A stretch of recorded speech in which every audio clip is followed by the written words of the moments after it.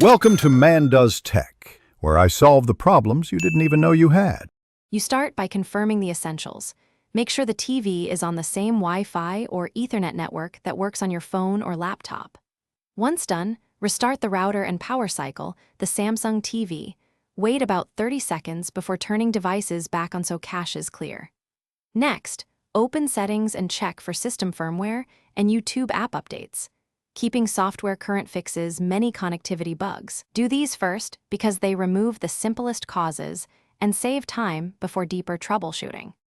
Now you dig into the middle steps. Clear the YouTube app cache or data from apps YouTube, then sign out and sign back in to refresh authentication tokens. If that fails, forget the Wi-Fi network on the TV and reconnect with the right password because saved corrupted profiles cause errors. Make sure DNS is automatic or try 8 to rule out DNS resolution problems. If possible, plug the TV into Ethernet to test whether wireless instability causes the network error. Finish with advanced options. If the error persists, reset the smart hub or perform a full TV factory reset. This removes deep configuration faults, so back up any settings first. Also inspect the router.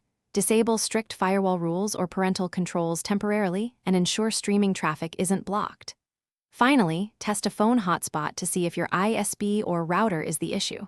If you still get an error, note the exact YouTube error code and time, which helps support diagnose the root cause faster. Thanks for watching. If you found this helpful, don't forget to like and subscribe.